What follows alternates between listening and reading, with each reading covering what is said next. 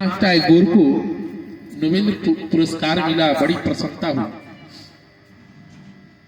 लेकिन उनके मन में एक ही बात खटकती थी। कौन सी बात? कि सब लोग हमसे मिलने के लिए आ गए, हमारे दरवाजे पे सब लोग आ गए, लेकिन हमारा पड़ोसी जो है वो हमसे मिलने के लिए अभी तक नहीं आया। ये मन में, उनके मन में भाव खटकने लगी। सबका दिया हुआ पुरस्कार, सबका प्रोत्साहन अब उनको अच्छी न लगे।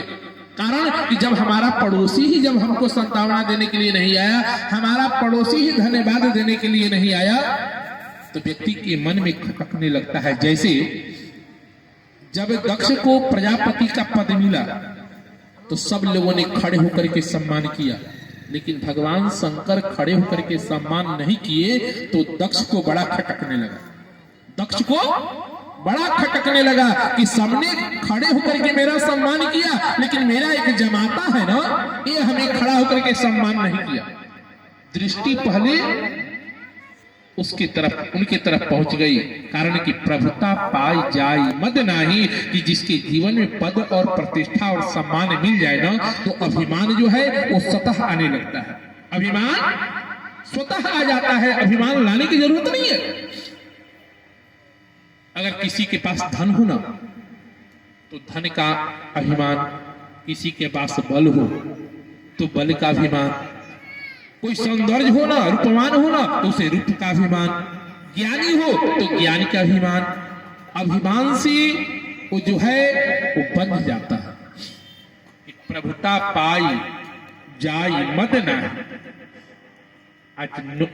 आज रविंद्रनाथ टैगोर को नोबेल पुरस्कार मिला, सबने सम्मान दिया, लेकिन अब उनको रविंद्रनाथ टैगोर को एक ही बात खलने लगा कि हमारा पड़ोसी जो है वो हमसे मिलने के लिए नहीं आ रहा। एक दिन की बात है कि वो घूमने के लिए, सुबह भ्रमण करने के लिए बाहर निकले। जब घूमते घूमते घूमने लगे तो सूर्य की किरण, सुबह की बेला, सूर्य की प्रकाश तो चारों तरफ फैलता है। एक गड्ढे में इन्होंने एक जगह क्या देखा कि एक बहुत बड़ी गड्ढा है, और उस गड्ढे के अंदर सूर्य की प्रकाश जा रही है। रविंद्रनाथ टैगोर को ये लगा कि समतल पे भगवान सूर्य की किरण बराबर जा रही है, लेकिन उस गड्ढे के अंदर भी सूर्य भगवान की किरणें जो है अंदर प्रवेश कर रही है। कहानी का मतलब कि सूर्य भगवान की किरण जब सबको एक समानता से सब जगह फैल रही है, तो पूरी देश, पूरी दुनिया हमारे पास आ गई, तो हमें पड़ोसी में के पास जाने में क्या लगा है? अब रविंद्रनाथ टैगोर भ्रमण करके जब चले तो अपने दरवाजे पे नहीं जाते हैं, उस पड़ोसी के दरवाजे पे जाते हैं। पड़ोसी सुबह का समय चाय पी रहा था, पेपर पढ़ रहा था। जब रविंद्रनाथ टैगोर ने उस पड़ोसी के दरवाजे पे गए तो पड़ोसी खड़ा होकर के प्रणाम किया और यही बात कहा कि रविंद्रनाथ टैगोर, आज तुम सच्चे नोबेल पुरस्कार के अधिकारी हो।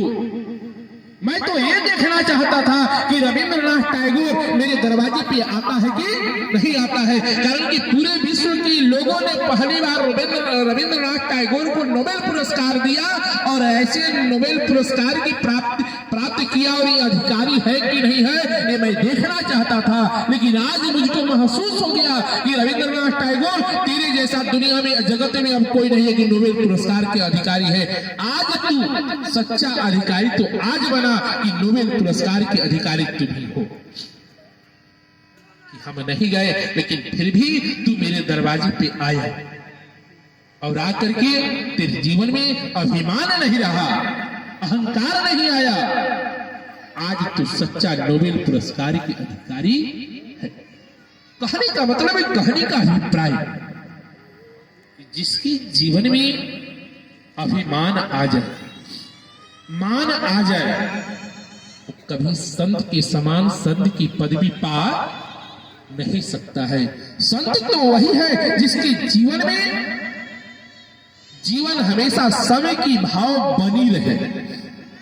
आज इस पवित्र पावन भूमि पे जबकि मैं रोज कहा करता हूं कि संत का कोई भेष नहीं होता है, संत का कोई भेष नहीं होता है, संत का कोई प्रवेश नहीं होता है, संत की कोई आकृति नहीं होती है। जिसके हृदय में परमात्मा की भक्ति आ जाए, जिसके जीवन में परमात्मा का निवास स्थान हो जाए, वही सबसे बड़ा परमात्मा का भक्त है। आज इस पवित्र पावन भूमि पे आने के बाद व्यक्ति के जीवन से विकृतियां दूर हो जाती है। व्यक्ति के जीवन में सुख तो मिलता है जब संत के करीब जाता है तब। आपने भागवत की कथा सुनी होगी, भागवत की कथा सुनी होगी। कपिल भगवान का नाम आप लोगों ने सुना होगा, कर्दम ऋषि का भी नाम सुना होगा। कर्दम ऋषि जब विवाह किए देहूति जी से, तो देहूति जी से विवाह करने से पहले कर्दम ऋषि ने भगवान नारायण से यही कहा कि महाराज मैं विवाह करूंगा लेकिन मेरी एक शर्त है। भगवान नारायण ने कहा कि बोलो क्या शर्त है।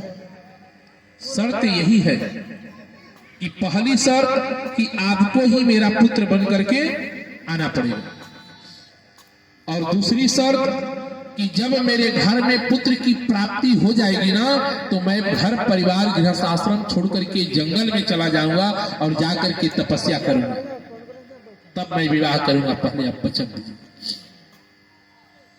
भगवान नारायण ने कर्दम जी को वचन दिया।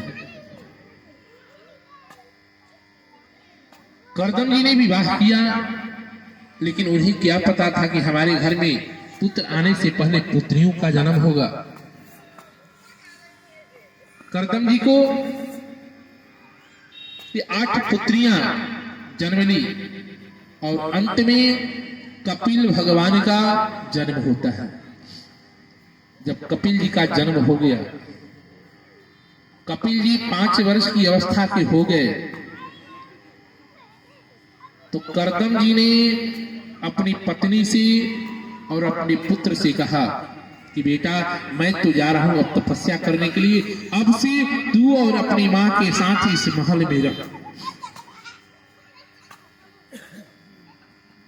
कर्दम जी ने कपिल भगवान से कहा कि मेरे घर में नारायण है, यहाँ भक्ति में मेरे जीवन की बाधक बनेगी और भक्ति मुझसे हो नहीं पाएगी और भजन टूट जाएगा। वैसे कपिल भगवान से विदा लेकर के, पत्नी से विदा लेकर के कर्दम ऋषि जंगल में चले जाते हैं। एक बात विचार कीजिएगा, यह आज की अगर परिवेश कहा जाए, आज लोग अपने घर में पुरुष को जो मन में आए वही कार्य करता है, जबकि घर जो है, भागवत में आपने सुना होगा कि घर किसको कहती हैं, ये सबको पता होगा या न भी पता होगा। घर किसको कहती है? घर को घर नहीं कहा जाता है कि घर को घर कहा जाता है। घर को घर नहीं कहा जाता। आप बहुत सुंदर घर बना दीजिए, बहुत सुंदर बना दीजिए, करोड़ों रुपया लगा दीजिए, लेकिन उस घर में गृहिणी ना हो ना तो उस घर की कोई घर नहीं कहेगा। ऐसे भी कहा जाता है बिन घरनी घर भूत के डेरा, कहा जाता है ना। जिस घर में गृहिणी न हो वो कभी घर कहलाने का अधिकारी नहीं है। घर तो वही है जिस घर में गृहिणी हो। और दूसरी बात मैं कह दूं, जबकि हमने कहा कि घर को घर नहीं कहा जाता है। शास्त्र में आता है कि गृहिणी गृह मुदच्यते, कि घर को घर नहीं, गृहिणी को घर कहा गया है। जिस घर में गृहिणी न हो ना, उसके घर की सुंदरता नहीं है और उसे घर नहीं कहा जाएगा। स्त्री को घर कहा गया है, घर को घर नहीं कहा गया। पहली बात। दूसरी बात, हमें कहने का मतलब, कहने का अभिप्राय कि जिस घर की सुंदरता, घर की शोभा घर से होती है, गृहिणी से होती है, लेकिन घर को संवारने का कार्य किसका है? तो पुरुष का काम है। लेकिन आज का परिवेश है, हम किस बात पे कर रहे हैं? कपिल भगवान, कर्दम ऋषि और देहूती जी की बात पे कर रहे हैं कि आज कर्दम जी जब घर से तपस्या करने के लिए जब चले, तो बगैर पत्नी के आदेश लिए बगैर कर्दम जी जंगल नहीं जाते हैं, तपस्या करने नहीं जाते हैं। अपने बेटे से पूछते हैं, अपने पत्नी से पूछते हैं, और जब पत्नी और बेटे ने कहा तब कर्दम ऋषि निकलते हैं कहां? तो तपस्या करने के लिए। आज हम घर में ही रहते हैं, लेकिन अपनी पत्नी से, अपने परिवार से पूछना उचित नहीं समझते, कारण कि हम तो घर के मालिक हैं। ऐसी बात है कि नहीं? आप घर के मालिक हैं, लेकिन घर के अधिकारी नहीं हैं। आपका जीवन है, लेकिन आपका जीवन स्वतंत्र जीवन नहीं है। कारण कि जब आपने विवाह किया, आप विवाह करने के लिए गए, तो विवाह करने से पहले आपने वचन दिया था। किसको? उस कन्या को जिसको आपने अपने जीवन में स्त्री बनाया। आपके साथ वो आई और आने के लिए तैयार हुई, तो आपने वचन दिया। क्या वचन दिया? वो कन्या पूछती है, अगर कोई भी कार्य करेंगे, पूछती है ना कि कोई भी कार्य करेंगे तो पहले आप मुझसे पूछेंगे तब कोई कार्य। तो आप उस वक्त वचन देते हैं कि हाँ, जो मैं कार्य करूंगा मैं तुझसे पूछ करके कार्य करूंगा।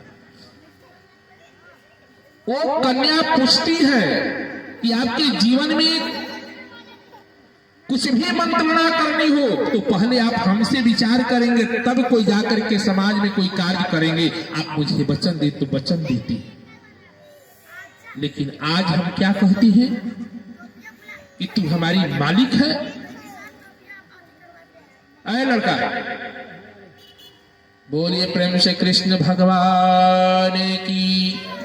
आप तो विवाह करने से पहले अपने जीवन का समर्पण, अपने वाणी की समर्पण, अपने कार्य का समर्पण, अपने पत्नी की अधिकार क्षेत्र को आप दे चुके हैं। पत्नी बनाने से पहले उस कन्या को वचन दे चुके हैं। लेकिन जब आज की बात आती है ना, चल इधर, ए लड़का, चल इधर, कौन बदमाशी कर रहा है वो?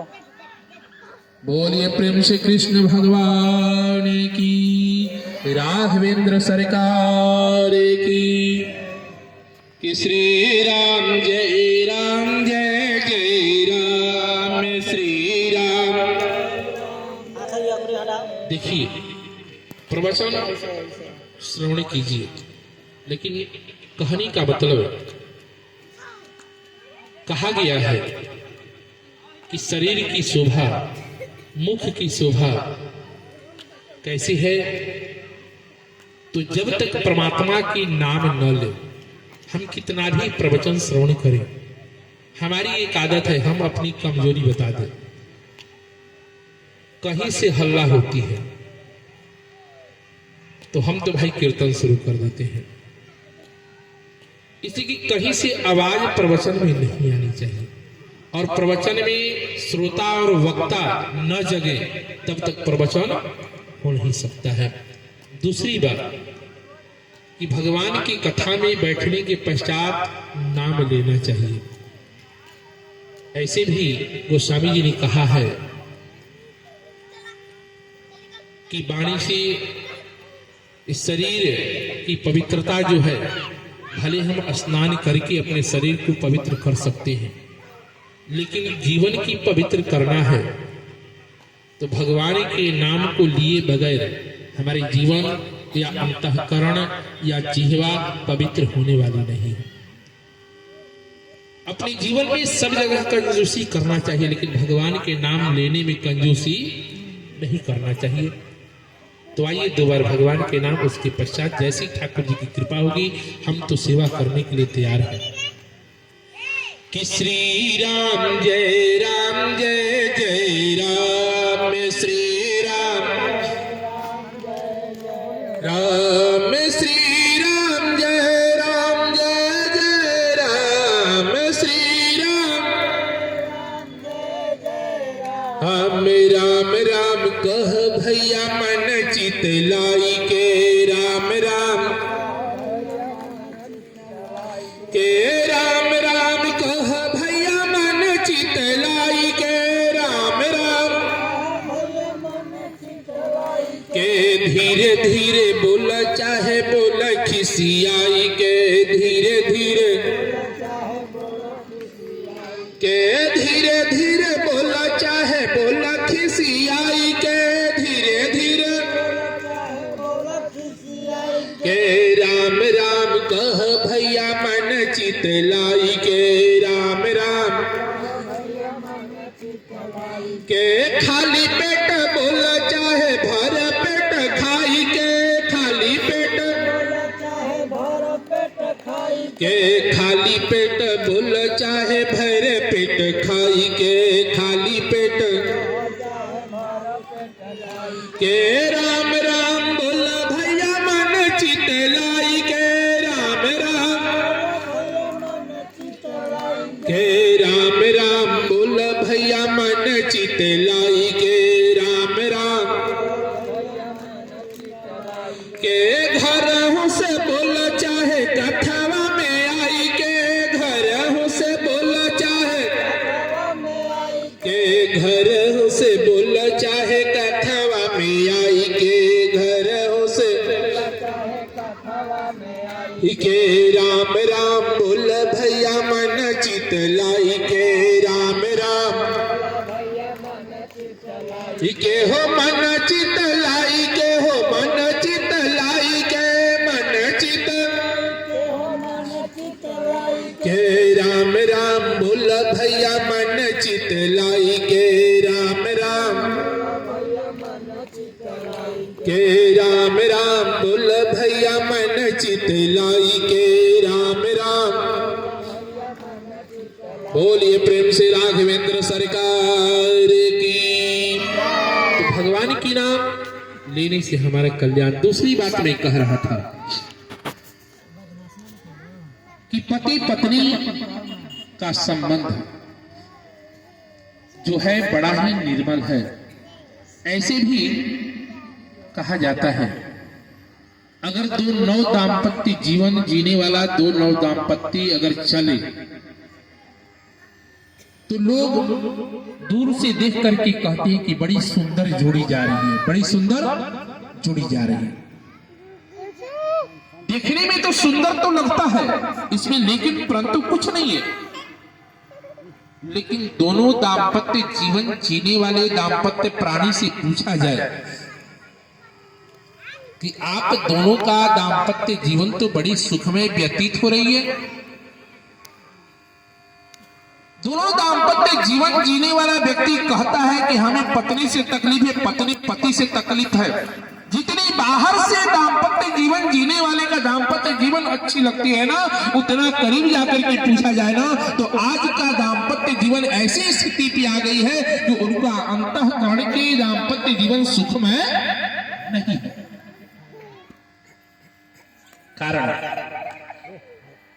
कारण ये है कि हम स्वीकारने के लिए तैयार नहीं हैं। हमने क्या कहा कि घर को घर नहीं, स्त्री को घर कहा जाता है। जब हम अपनी पत्नी को उस सम्मान नहीं देंगे, स्त्री सम्मान की अधिकारी होती है और स्त्री को ही घर कहा जाता है। और जब तक सम्मान नहीं देंगे, कारण कि गृहिणी गृह मुदच्यते, कि गृहिणी से ही घर की सुंदरता बनती है। अगर स्त्री चाहे तो घर को स्वर्ग बना सकती है, अगर स्त्री चाहे तो घर को नरक बना सकती है, कारण कि हाथ में दोनों उन्हीं के हाथों में है। आज हमारे घर के जीवन की संस्कार जो निर्भर करता है पति पत्नी के ऊपर ही, दोनों दाम्पत्य जीवन के ऊपर ही घर गृहस्थी की संस्कार जो है वो निर्भर करता है। संस्कार कोई बाजार की कोई वस्तु नहीं है कि हम जाएं और जा करके खरीद करके ला करके घर में रख दें तो हमारे घर का संस्कार बन जाए, संस्कार संवर जाए। आज संस्कार बिगड़ने का प्रयोजन क्या चल रहा है कि हमारा अपना परिवार ही हमें अपने पत्नी के साथ, अपने बच्चे के साथ हमारा संबंध नहीं बन पा रहा है, जिसके कारण हमारा परिवार जो है वो बिखर रहा है। ये किसकी देन है? तो हमारे जीवन की संस्कार की देन है। आज हम अपने बच्चे के पास बैठने के लिए फुर्सत नहीं निकाल पा रहे हैं, अपने परिवार के पास बैठने तक की हमें फुर्सत नहीं है, परिवार की बात को सुनने तक की फुर्सत नहीं है, बच्चे की बात को सुनने तक की फुर्सत नहीं है। कहानी का मतलब, कहानी का अभिप्राय कि संत की जब तक कृपा, कारण कि संतों के जीवन से हम अपने जीवन को दूर करते जा रहे हैं, जिसके कारण ऐसी परिस्थिति आ गई। आज रविंद्रनाथ टैगोर ने वैसे व्यक्ति के पास गए जो इनके पास नहीं आ रहा था, वो गए, कारण कि संत के जीवन में सब सम्मान होते हैं और जब तक सम्मान की दृष्टि न आए तब तक हमारे जीवन का कल्याण होने वाला नहीं है। उसके बाद हमने कहा कि गोस्वामी जी ने बंदौ अयोध्या का वर्णन किया, बंदौ अवधपुरी अति पावन, कि अवध की भूमि को वंदना किया कि जिस अवध की भूमि ने हमारे देश में राम जैसे और कृष्ण जैसे व्यक्ति की अवतार हुई, परमात्मा की अवतार हुई, अवध और वृंदावन जैसे पवित्र पावन भूमि पे, वैसे अवध और वृंदावन की पवित्र पावन भूमि को गोस्वामी जी महाराज अयोध्या के पावन पवित्र भूमि की वंदन करते हैं। एक बार की बात आपने भागवत की कथा में सुनी होगी। धर ले रे, टिपटा ना करी है बाबा के फोटो सा जवन हाला कर तो हरी के प्रसादी आज मत दिहलो, जौन जौन लड़का हाला करे कोनो के प्रसादी नहीं। बोलिए प्रेम से कृष्ण भगवान की, राघवेंद्र सरकार की। तो अयोध्या और वृंदावन की पवित्र पावन भूमि, तीर्थों का राजा कौन है? तो प्रयागराज। कौन है? तो प्रयागराज। प्रयागराज के पास सभी तीर्थ आकर के कर देते हैं, सभी तीर्थ कर देते हैं, लेकिन अयोध्या और वृंदावन जैसे पवित्र पावन भूमि जो है वो कभी तीर्थराज प्रयाग को कर देने के लिए नहीं गया। तीर्थराज प्रयाग ने अयोध्या और वृंदावन जैसी पवित्र पावन भूमि से कर जब मांगा तो कर दिया नहीं, ये शिकायत को लेकर के भगवान नारायण के पास पहुंच गया कि आपने किस बात के लिए मुझे राजा बनाया? आपने मुझे तीर्थ का राजा बनाया, और जब राजा बनने के पश्चात मेरा मान और स्वाभिमान ही न रहे तो फिर राजा किस बात की? भगवान ने पूछा कि बात क्या है? तीर्थराज प्रयाग ने कहा कि अयोध्या और वृंदावन जैसी पवित्र तीर्थ जो है वो हमको कर नहीं देता है। भगवान ने पूछा ये बताओ कि राजा किसने बनाया है? तो प्रभु आपने